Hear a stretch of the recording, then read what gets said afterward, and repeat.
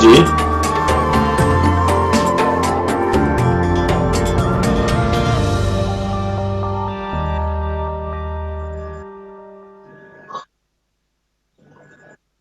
اعوذ باللہ من الشیطان الرجیم بسم اللہ الرحمن الرحیم وبہ نستعین وهو خیر ناصر ومعین وصلی اللہ علی محمد وآلہ الطیبین الطاہرین قال مولانا علی بن الحسین زین العابدین علیہ الصلاة والسلام فی دعائہ ابو حمزہ تمالی الہی لا تؤدبنی بعقوبتک ولا تمکر بی فی حیلتک من این لی الخیر ولا یوجد الا من عندک۔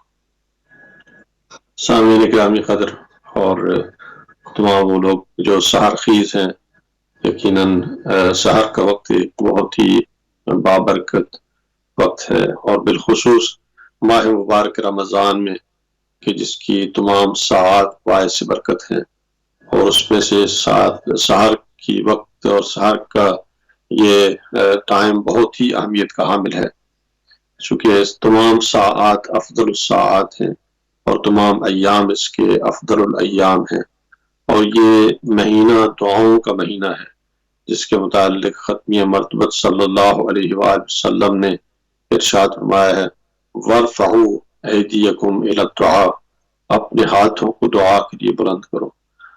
تو ہم نے عرفان رمضان کے لیے اور ماہ مبارک رمضان کی معرفت حاصل کرنے کے لیے بارگاہ امام زین العابدین علیہ السلام سے جس دعا کا انتخاب کیا ہے وہ دعائے ابو حمزہ تمالی ہے، تاکہ ہم اہل بیت اطہار کے ذوق سے آشنا ہو سکیں کہ وہ اپنی سحر کیسے گزارتے تھے اور کس طرح سحری کرتے تھے، کس طرح پروردگار سے ہم کلام ہوتے تھے، اور سحری کے عادات کیا ہیں، اور ماہ مبارک رمضان کو کس طرح سے گزارنا چاہیے، اور اس کی راتوں کو اور اس کے مخصوص لمحات کو کس طرح گزارنا چاہیے، اور پھر یہ کہ ہم ضیوف الرحمن کی حیثیت سے، خدا کے مہمان کی حیثیت سے جب اس کے دسترخوان پہ بیٹھے تو اس کے دسترخوان سے ہمیں لینا کیا چاہیے، مانگنا کیا چاہیے، اس سے طلب کیا کرنا چاہیے،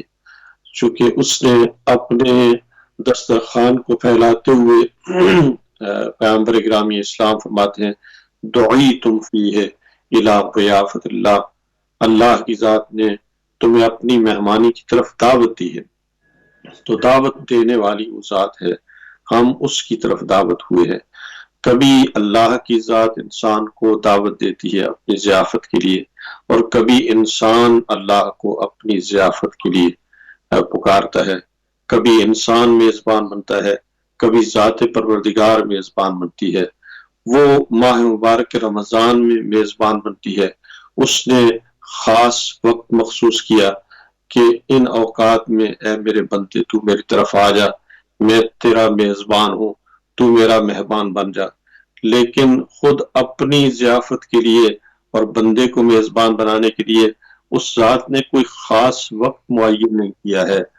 لہٰذا ہمارے استاد بزرگوار فرماتے تھے کہ بندے کے لیے اس نے کھلا وقت رکھا ہے، جب بھی وہ پکارنا چاہے وہ ذات مہمان بن جائے گی، جب بھی اس نے پروردگار کی بارگاہ میں یا رب کہہ کر پکارا تو وہ ذات اس کی مہمان بن کر آ جائے گی، اور 3 مرتبہ اس کے جواب میں کہے گی اے میرے بندے تو مجھ سے کیا چاہتا ہے۔ دعائے ابو حمزہ تمالی کے ابتدائی کلمات کو کل آپ کی خدمت میں تلاوت کرنے کا شرف حاصل کیا ہے، تو لحن دعا سے جو ابتدائی کلمات ہیں الہی لا تؤدبنی بعقوبتک، اے میرے پروردگار میرے گزشتہ گناہوں کی وجہ سے تو مجھے سزا نہ دے، اس لحن سے کچھ ایسے پتہ چلتا ہے جیسے ایک بندہ کہ جو خدا سے بہت زیادہ دور ہو چکا ہو اور پھر دوبارہ جب پلٹ کر آئے تو پلٹ کر آ کر بارگاہ خدا میں کھڑا ہو جائے۔ یعنی میں اس لحن سے ایک استنباط کرنا چاہتا ہوں کہ انسان کبھی بارگاہ خدا میں سحری کے وقت کھڑا ہو جائے اور کھڑے ہو کر بارگاہ خدا میں یہ کہہ رہا ہو اے میرے پروردگار مجھے سزا نہ دینا، میں نے بڑی غلطیاں کی ہیں، میں نے بہت سے گناہ ابھی تک مجھ سے سرزد ہوئے ہیں۔ مناجات شعبانیہ میں بھی امیر المؤمنین اور جو مناجات تمام ائمہ علیہ السلام سے نقل ہوئی ہے، یہ مناجات شعبانیہ بہت ہی اہمیت کی حامل ہے۔ اس میں بھی امیر المؤمنین کچھ اس طرح ارشاد فرماتے ہیں، بارگاہ خدا میں عرض کرتے ہیں، فقد حربت الیک ووقفت بین یدیک، میں پروردگار بھاگ کر تیری طرف آیا ہوں۔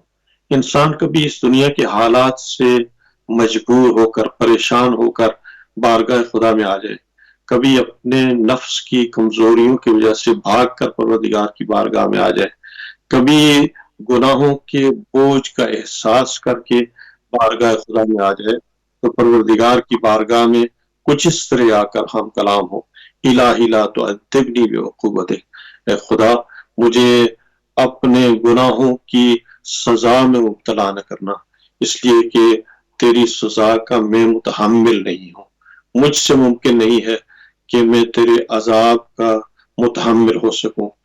تو یہ اس انداز میں جب امام نے ارشاد فرمایا ہے تو بندے کو یہ تعلیم دینا چاہا ہے کہ اے بندے تو جب بھاگ کر بارگاہ خدا میں آئے تو سب سے پہلے پروردگار کی بارگاہ میں اپنے گناہوں کی بخشش طلب کر، قبل اس کے کہ وہ اپنے دسترخوان سے تجھے کچھ عطا کرے، قبل اس کے کہ اس کی رحمتوں سے مستفیض ہونا چاہے۔ وہ پاک و پاکیزہ ذات ہے، وہ منزہ ذات ہے، اس منزہ ذات کے قرب کے لیے انسان کو ضروری ہے کہ پہلے اپنے نفس کو دھو لے، اپنے گناہوں کو پاکیزہ کر لے اور پروردگار سے معافی مانگ لے۔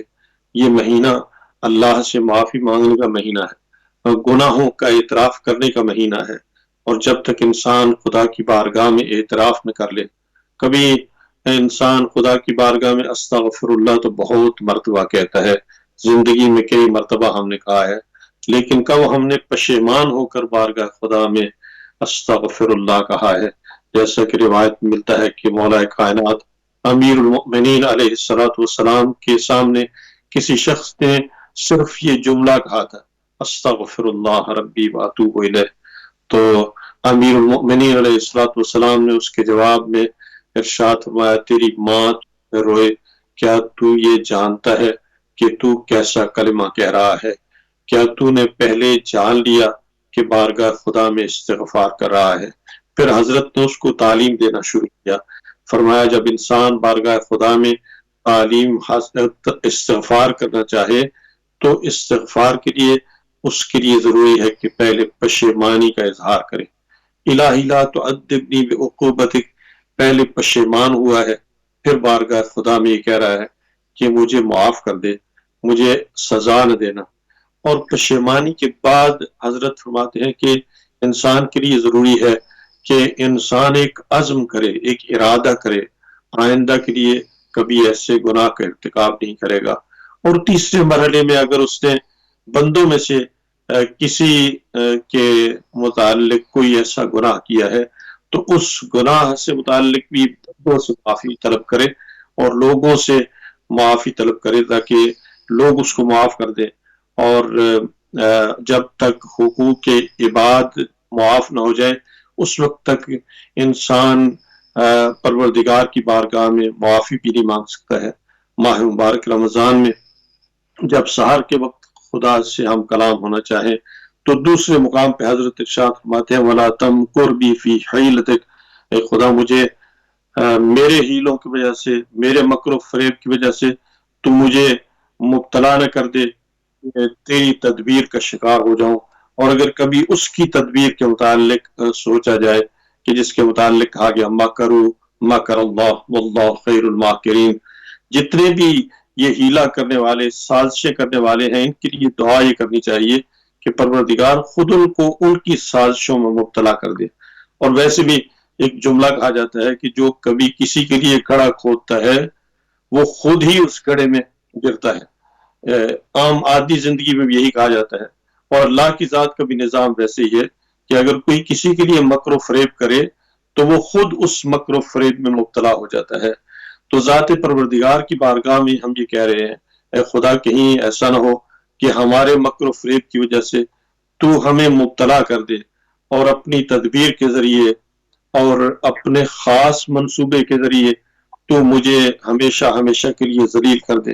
من این لی الخیر، میرے پاس خیر کہاں ہے؟ ہر خیر تیری ذات کی طرف سے ہے اور تو منشأ خیر ہے۔ ولا یوجد الا من عندک، اور خیر صرف ملتی ہی تیری ذات سے ہے، تیرے علاوہ کسی سے خیر ممکن نہیں ہے، ہر خیر کی منشا تیری ذات ہے۔ یہ چند جملات کل آپ خدمت پیش کیے تھے۔ پھر اس کے بعد مولانا امام زین العابدین بارگاہ خدا میں کچھ اس طرح سے ہم کلام ہوتے ہیں، وَمِنْ أَيْنَ لِيَ النَّجَاةُ یا ربی۔ لگتا ہے کہ اب اس کے بعد چونکہ گناہوں کا تذکرہ ہو چکا، سزا سے متعلق حضرت نے بارگاہ خدا میں جب درخواست کی تو فرمایا من این لی النجات یا ربی۔ یہ دیکھیں انسان نجات کب چاہتا ہے؟ یہ آپ نے دیکھا ہوگا بعض لوگ جو دوسرے ممالک سے بھاگ کر کبھی کسی ملک میں آ کر پناہ لے لیتے ہیں تو کہتے ہیں کہ ہمارے پاس اور کوئی چارہ نہیں رہ گیا تو ہم اس ملک میں آ گئے ہیں پناہ لینے کے لیے، اور کوئی جگہ نہیں ہے ہمارے لیے۔ تو کبھی انسان بارگاہ خدا میں جب آتا ہے تو کہتا ہے اعوذ باللہ من الشیطان الرجیم۔ یہ اعوذ باللہ یہ بہت ہی عظیم کلمہ ہے، اس کا معنی یہ ہے کہ میں اللہ کی پناہ مانگتا ہوں۔ پناہ کب مانگی جاتی ہے؟ جب انسان کے پاس کوئی اور چارہ نہ رہے، انسان کے پاس نجات کا کوئی اور ذریعہ نہ رہ جائے۔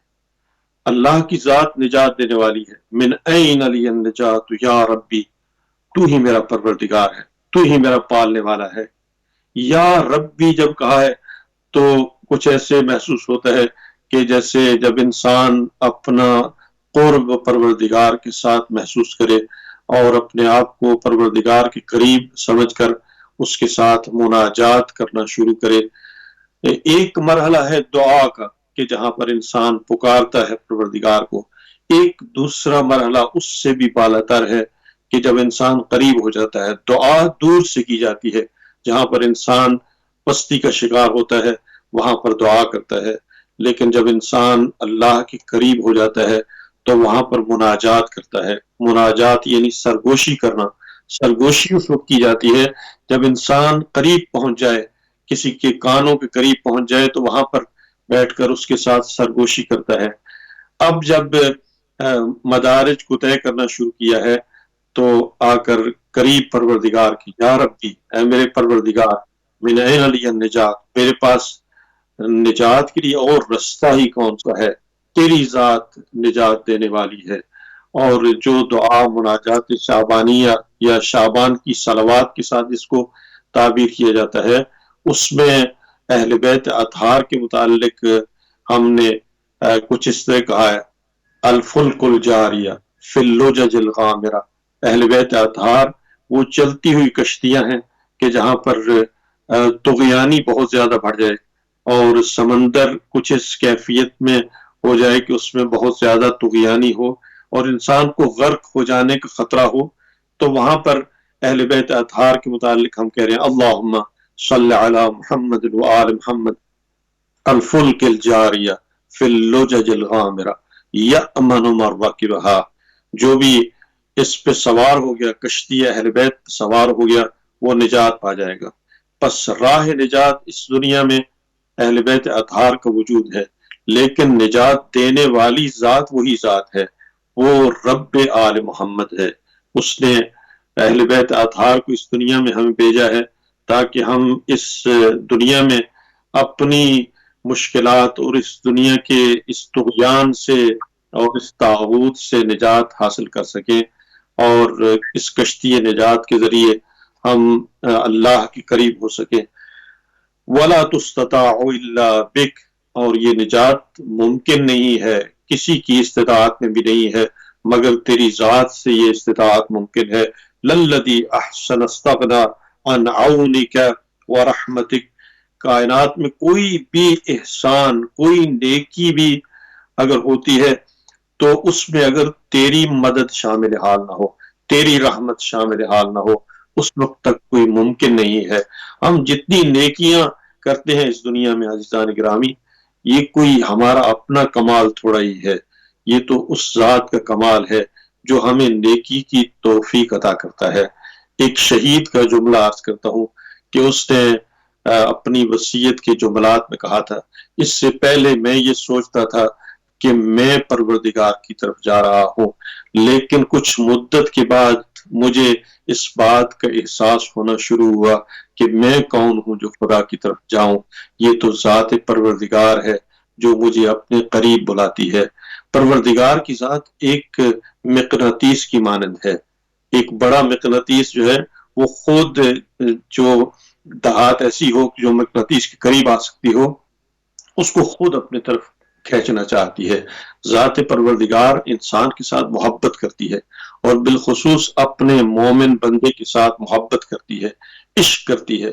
وہ ذات چاہتی ہے کہ انسان کو نجات دے، لیکن ہم اس سے دور ہو جاتے ہیں، ہم خود غرقاب میں پھنس جاتے ہیں، ہم خود اس دنیا میں مبتلا ہو جاتے ہیں، جیسا کہ دعائے کمیل میں امیر المؤمنین علیہ السلام بارگاہ خدا میں عرض کرتے ہیں، وَخَدَعَتْنِ الدُّنْيَا بِغُرُورِهَا۔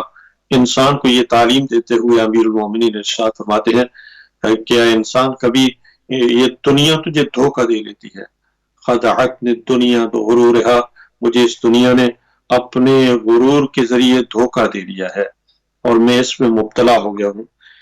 وَلَلَّذِي أَسَاءَ وَاجْتَرَى عَلَيْكَ وَلَمْ يُرْضِكَ خَرَجَ عَنْ قُدْرَتِكَ۔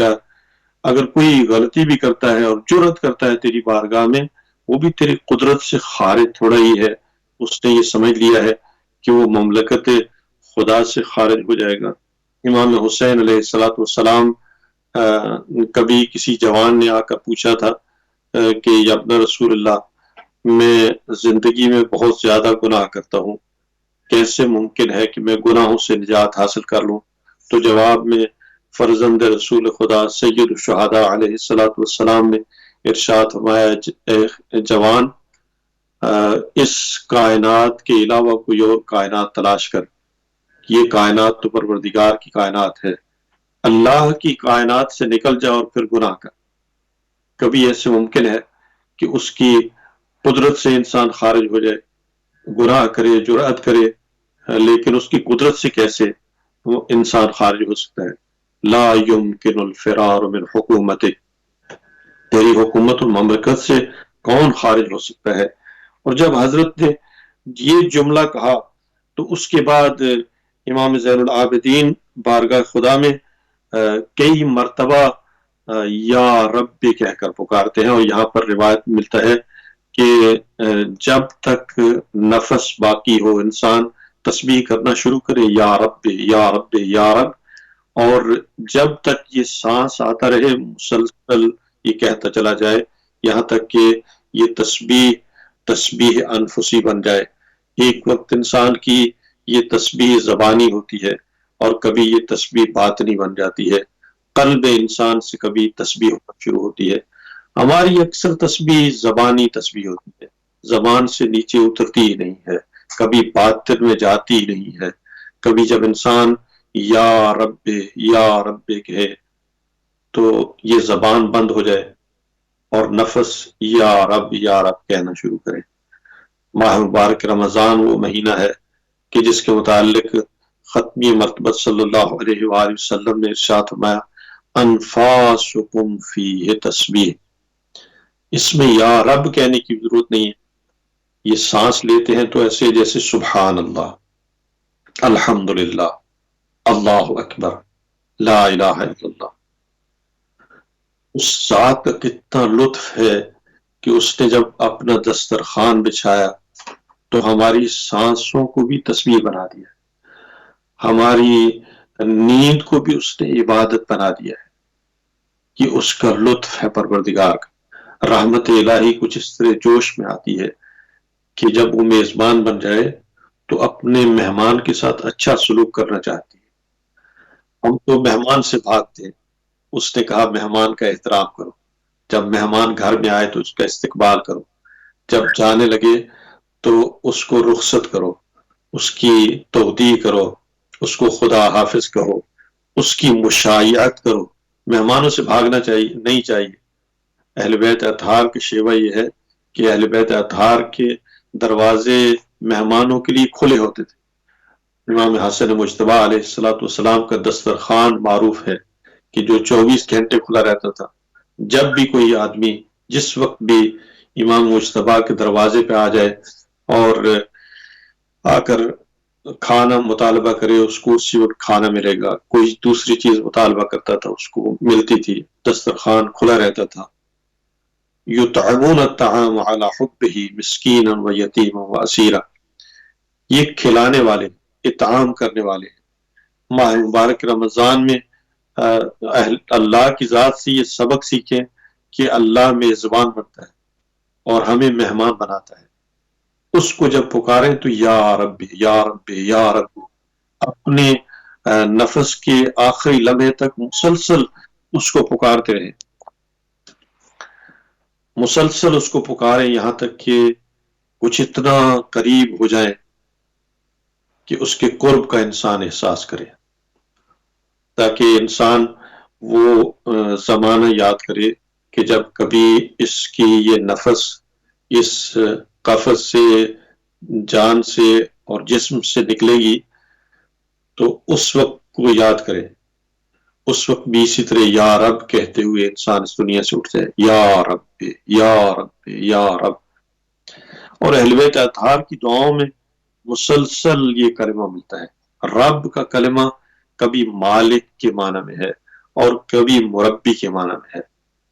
اس کے لیے سارے نام، جس نام کے ساتھ بھی پکارا جائے، ایما تدعو، جس نام کے ساتھ بھی اسے پکارو، فلہ الاسماء الحسنی، یہ سارے نام اسی کے ہیں، ایک ہی ذات کے نام ہیں، لیکن ہم اسے مختلف ناموں کے ساتھ اس لیے پکارتے ہیں تاکہ اس کی رحمت کو اپنے ساتھ پلا سکیں، اس کی رحمت جوش میں آئے۔ اے میرے پالنے والے، اے میرے مالک۔ جو مالک ہوتا ہے اس کو مملوک پکارتا ہے۔ وَهَلْ يَرْحَمُ الْمَمْلُوكَ إِلَّا الْمَالِكَ، کیا مملوک پہ مالک کے علاوہ کوئی رحم کرنے والا ہے؟ اس کائنات میں کوئی رحم نہیں کرتا ہے مگر یہ کہ جو پالنے والا ہو، جس نے پالا ہو اس پہ وہی رحم رکھتا ہے۔ جتنے بھی ماں باپ ہیں وہ بخوبی جانتے ہیں کہ جب کبھی بچہ ان کے پاس چاہے جتنی بھی غلطیوں کے بعد آ جائے تو چونکہ اپنے ہاتھوں سے پالا ہوتا ہے اس پہ رحم کیا جاتا ہے، شفقت سے کام لیا جاتا ہے۔ بہت کم ایسے والدین ہیں کہ جو آگ کی نوبت پہنچتے ہیں، بڑی بڑی غلطیاں، بڑے بڑے جرم کرنے کے بعد بھی کبھی ماں کے پاس بچہ آ جائے تو ماں کی محبت اجاگر ہو جاتی ہے، اور کبھی باپ پاس آ جائے تو باپ کی شفقت اجاگر ہو جاتی ہے۔ خلاق کائنات وہ ذات ہے جس نے ماں باپ کو پیدا کیا ہے، وہ بھی پالنے والی ذات ہے، وہ ہماری مالک ہے۔ اس کو جب ہم کہتے ہیں یا رب یا رب تو اس کی طرف سے آواز آتی ہے، عبدی عبدی الیہ، ہے میرے بندے تو میرے پاس آ جا۔ اس کے بعد جو جملہ حضرت نے ارشاد فرمایا، آج کی گفتگو اسی پہ ختم کروں گا، اور انتہائی اہمیت کا حامل جملہ کہ حضرت بارگاہ خدا میں یہ عرض کر رہے ہیں، بک عرفتک وانت دللتنی علیک ودعوتنی الیک، میں نے تجھے تیری ذات سے پہچانا ہے۔ اس دنیا میں کئی قسم کے لوگ ہیں، یا دو قسم کی آیات قرآن کریم نے بیان کی ہے۔ ایک وہ آیت ہے کہ جس کو آیت انفسی کے نام سے تعبیر کیا جاتا ہے، ایک وہ آیت ہے کہ جس کو آیات آفاقی کے نام سے تعبیر کیا جاتا ہے۔ آیت انفسی یعنی انسان اپنی ذات میں کبھی توجہ کرنا شروع کرے تو خود اپنی ہی ذات میں ذات پروردگار کو پا سکتا ہے۔ لہذا امیر المؤمنین علیہ السلام نے پروردگار کو پہچاننے کا سب سے آسان ذریعہ بیان کیا ہے، من عرف نفسہ فقد عرف ربہ، جس نے خود اپنی ذات کو پہچان لیا اس نے اپنے پروردگار کو پہچان لیا ہے۔ اللہ کو پہچاننے کے لیے کہیں جانے کی ضرورت نہیں ہے، کہیں سفر کرنے کی ضرورت نہیں ہے، کسی دعا کے پڑھنے کی ضرورت نہیں ہے، اس لیے کہ یہ دعائیں اسی فطرت انسانی کا حصہ ہے۔ اگر انسان خود اپنی ذات میں توجہ کرنا شروع کرے تو اس کو پروردگار خود اپنی ذات میں مل جائے گا۔ من عرف نفسا فقد عرف ربا، یہ عرفان، یہ معرفت انفسی ہے، یہ آیات نفس کو پڑھنا ہے، اپنی ذات کو پڑھنا ہے۔ اور کبھی اپنی ذات سے نکل کر انسان آفاق میں توجہ کرنا شروع کرے تو آفاق کے ذریعے پروردگار کو پہچانتا ہے۔ اس کائنات کا ہر ذرہ اس کی ذات پہ دلیل ہے، یہ نکلنے والا سورج اس کی ذات پہ دلیل ہے، یہ جب طلوع ہوتا ہے تو اس کی آیت ہے، جب غروب ہوتا ہے تو اس کی نشانی ہے، جب چاند ابھرتا ہے تو اس کی آیت بن کے ابھرتا ہے۔ یہ بہنے والے سمندر کہ جن کے کنارے پہ بیٹھ کر ہم واپس آ جاتے ہیں، جس سے ہم کچھ نہیں سیکھتے ہیں، اس کی قدرت یہ بتاتی ہے کہ کوئی ذات ایسی قدرت مند ہے کہ جس نے سمندر جیسی قدرت مند شے کو وجود دیا ہے۔ پہاڑوں کو دیکھنے سے کہ جن کو اللہ نے زمین پہ میخوں کی طرح گاڑ کے رکھ دیا ہے، ان کو دیکھنے سے انسان کو خدا کی قدرت کا اندازہ ہوتا ہے۔ یہ آسمان و زمین یہ اسی کی مخلوق ہیں، وہ ذات ہے کہ جس نے ان تمام اشیاء کو خلق کیا ہے۔ ان آفاق کو دیکھنے سے خارج انسان، ایک وہ آفاق ہیں جو خود باطن انسان میں ہیں، ایک آفاق ہیں جو بلندیوں میں پائے جاتے ہیں۔ آیات آفاقی وہ آیات ہیں کہ جس کے ذریعے انسان پروردگار تک پہنچتا ہے۔ وہ نوریہم آیاتنا، اللہ کائنات نے ارشاد فرمایا ہم ان کو آیات اور نشانیاں دکھائیں گے، فی الآفاق و فی انفسہم، ہم ان کو آفاق میں نشانیاں دکھاتے ہیں اور ان کی ذات میں بھی نشانیاں دکھاتے ہیں، حتی یتبین انہ الحق، تاکہ ان کے لیے یہ واضح اور روشن ہو جائے کہ وہ ذات برحق ذات ہے۔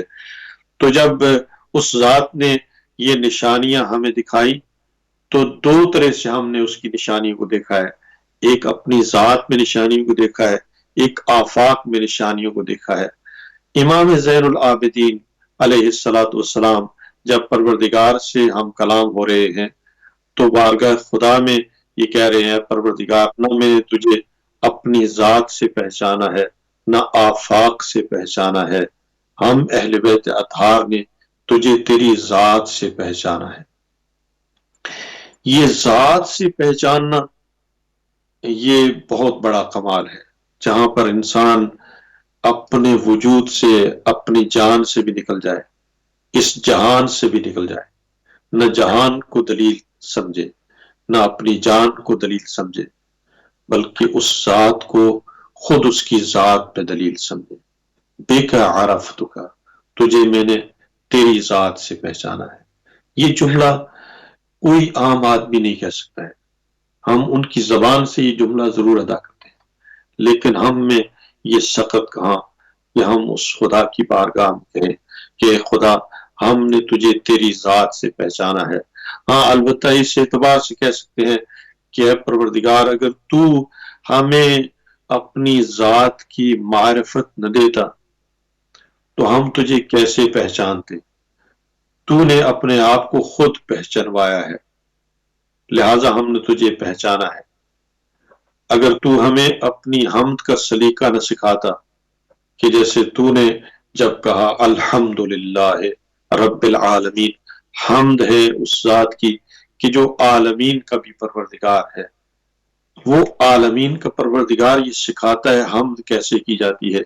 لہٰذا ہمارے علماء یہ فرماتے ہیں کہ پورے قرآن میں اگر سب سے زیادہ جامع حمد پائی جاتی ہے تو وہ سورہ الحمد میں پائی جاتی ہے۔ الحمدللہ، تمام حمد اس ذات کی ہے، اس نے ہمیں حمد کرنے کا سلیقہ سکھایا ہے، ورنہ انسان نہ جانے کس طریقے سے اپنے پروردگار کی تعریف کرتا اور کس طریقے سے اپنے پروردگار سے گفتگو کرتا۔ اسی نے ہمیں معرفت دی ہے، اسی نے ہمیں بتایا کس طرح سے میرے ساتھ گفتگو کرو۔ اپنے آپ کو پکارنے کے لیے بھی اس نے ہمیں اپنی طرف بلایا ہے، نہ ہم اس کی طرف جا رہے ہیں، وہ بلاتی ہے ذات، ہم اس کی طرف جاتے ہیں، وہ پہچانواتی ہے، ہم پہچاننے والے ہیں۔ ہمارا ایک انسانی شرف یہ ہے جس وجہ سے انسان کو اشرف المخلوقات کہا جاتا ہے کہ یہ وہ انسان ہے کہ جو اپنے پروردگار تک پہنچنے کا ذوق اور شوق رکھتا ہے، اس میں شعور پایا جاتا ہے۔ لہٰذا انسان کو خلاق کائنات نے اشرف المخلوقات اس لیے بنایا کہ اس میں وہ شعور اور عقل رکھا ہے کہ جس کے متعلق معصومین فرماتے ہیں خلاق کائنات نے عقل کو خلق کیا اور عقل سے مخاطب ہو کر کہا اقبل، میری طرف رخ کر، تو عقل نے اللہ کی طرف رخ کر لیا۔ پھر فرمایا ثم قال له ادبر، پھر اس سے کہا رخ موڑ لو، تو عقل نے رخ موڑ لی۔ یہ انسان میں تسلیم پائی جاتی ہے، اور یہی تسلیم ہی اسلام کا نام ہے۔ بسا اوقات ایک غلط معنی اسلام کا کہا جاتا ہے، کہتے ہیں اسلام یعنی امن و امان، یا مثلا پیس کے معنی میں تعبیر کیا جاتا ہے۔ اسلام کا معنی امن و امان نہیں، اسلام کا معنی حقیقت میں تسلیم ہو جانا ہے، کہ جس کو کبھی مولا کائنات امیر المؤمنین علیہ السلام نے اپنی کلام میں ارشاد فرمایا تھا کہ آج میں اسلام کی کچھ اس طرح تعریف بیان کروں گا کہ جو نہ کبھی مجھ سے پہلے کسی نے کی ہے، نہ میرے بعد اس طرح کوئی تعریف کرے گا۔ الاسلام و تسلیم، ایک کلمے کے ساتھ معصوم نے اسلام کی تعریف کی۔ اسلام تسلیم کا نام ہے، یعنی بارگاہ خدا میں مکمل تسلیم ہو جانا۔ چونکہ عقل میں تسلیم پائی جاتی ہے، لہٰذا خلاق کائنات نے اس انسان کو اشرف المخلوقات بنایا ہے۔ بِکَ عَرَفْتُکَ وَأَنْتَ دَلَّلْتَنِی عَلَیک، تو نے مجھے اپنی ذات کی طرف رہنمائی کی ہے، مجھے معرفت کا شعور دیا ہے۔ یہ کتنی بڑی شان ہے انسان کی، کتنی بڑی توفیق ہے کہ ہم پروردگار کو پہچانتے ہیں اور اس کی کچھ معرفت رکھتے ہیں۔ جتنی بھی جو معرفت رکھتا ہے اس پہ اس کو شکر ادا کرنا چاہیے۔ لہٰذا امیر المؤمنین علیہ السلام کبھی اپنے شعر میں ارشاد فرماتے ہیں کفا بی عزا ان تکون لی ربا، میرے لیے اس سے بڑی عزت کیا ہے کہ تو میرا پروردگار ہو۔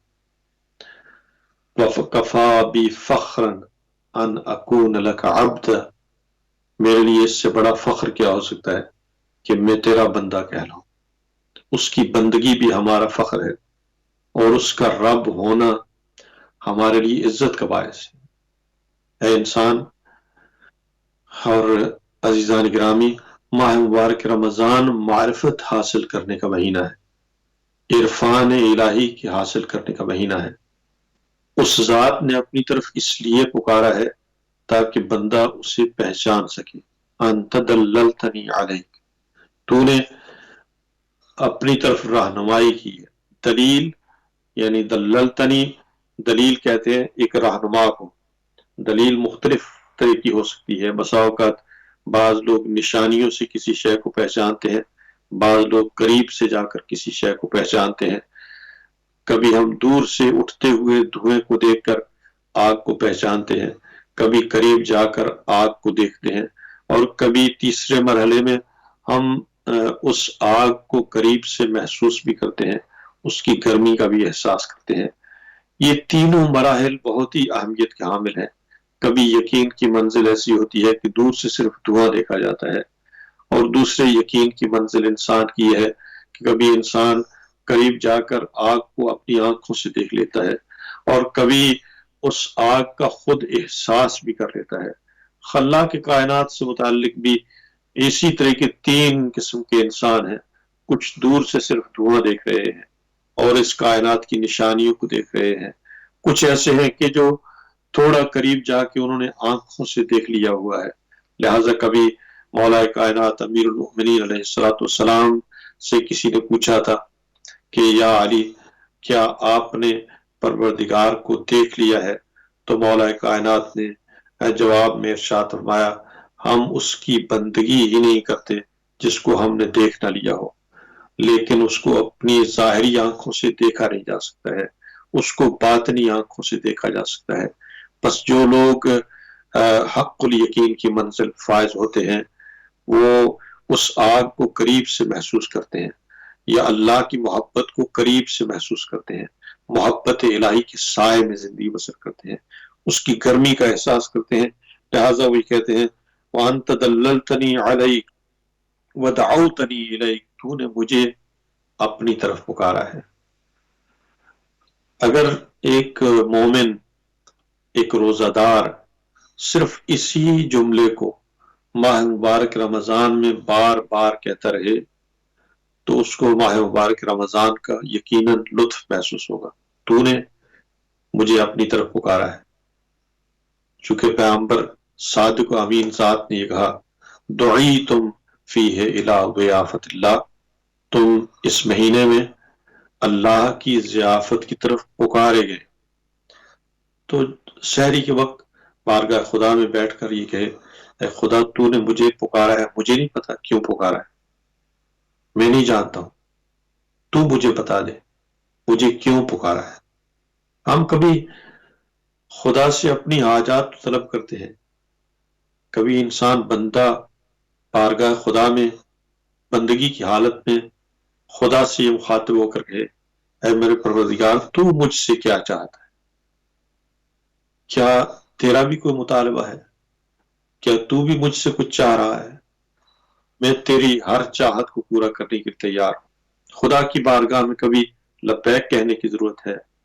دعوتنی الیہ، جب اس نے پکارا ہے تو مومن کو اس کے جواب میں کہنا چاہیے لبیک اللہم لبیک۔ اس روزے کو اپنے لیے مشقت نہ سمجھے، بلکہ اس روزے کو عشق کے پروردگار کا مظہر سمجھے کہ جس کے ذریعے ہم اس کے قریب ہوتے ہیں۔ لہٰذا ہم نیت کرتے ہیں روزے کے لیے کہ ہم روزہ رکھتے ہیں قربتاً الی اللہ، اس کے قریب ہونے کے لیے روزہ رکھتے ہیں، اس کا عشق حاصل کرنے کے لیے، اس کی محبت کو جذب کرنے کے لیے، اپنے قریب کرنے کے لیے ہم روزہ رکھتے ہیں۔ لہٰذا ایک روزہ عاشقانہ ہے، ایک روزہ انسان کا ہے کہ جو مشقت آور روزہ ہے۔ اگر مومن واقعاً پروردگار کو پہچان لے تو اس کے لیے روزہ مشقت نہیں رہ جائے گا، بلکہ اس کے لیے روزہ مرکز عشق بن جائے گا، اور وہ عبادات کو عشق کے ساتھ انجام دے گا، تقرب الہی کے لیے انجام دے گا۔ وَلَوْلَا أَنْتَ لَمْ أَدْرِ مَا أَنْتَ، اگر تیری ذات نہ ہوتی تو میں نہیں جانتا تھا تو کیا ہے۔ بس تجھے صرف یہ کہتا ہوں کہ تو ہے، اس کے علاوہ میں نہیں جانتا ہوں تو کیا ہے، میں تیری ذات کو نہیں پہچانتا ہوں۔ جب تک تو مجھے اپنا تعارف نہ کروائے تو میں تو تیری مخلوق ہوں، تجھ تک کیسے پہنچ سکتا ہوں؟ میں تو تیری پیدا کردہ ایک مخلوق ہوں، مجھ میں کہاں شعور کہ میں تیری ذات کو پا سکوں۔ وَلَوْلَا أَنْتَ، اگر تیری ذات نہ ہوتی، لم ادرے، میں نہیں جانتا تھا، ما انت، خلاق کائنات کی بارگاہ میں دعا کرتے ہیں پروردگار عالم ہمیں اس دنیا میں کچھ اس طرح سے رہنمائی اور ہدایت فرمائے کہ ہم ان دعاؤں کی حقیقت کو سمجھ سکیں، اور دعائے ابو حمزہ سوالی کو ولو ایک دفعہ بھی ممکن ہو ماہ مبارک رمضان میں پڑھنے کی توفیق حاصل کریں، اور اس طرح پڑھیں کہ جیسے اس کو پڑھنے کا حق ہے، اس کے ذریعے اپنی معرفت کو بلند کریں۔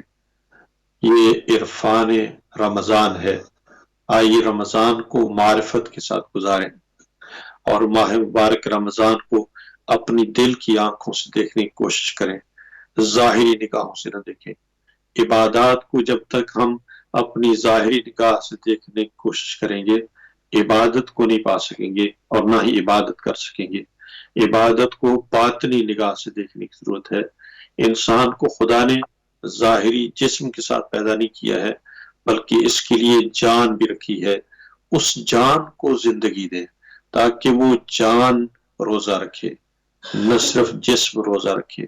بہت سے لوگوں کا روزہ جسم کا روزہ ہوتا ہے، لیکن مومن کا روزہ جان کا روزہ ہوتا ہے۔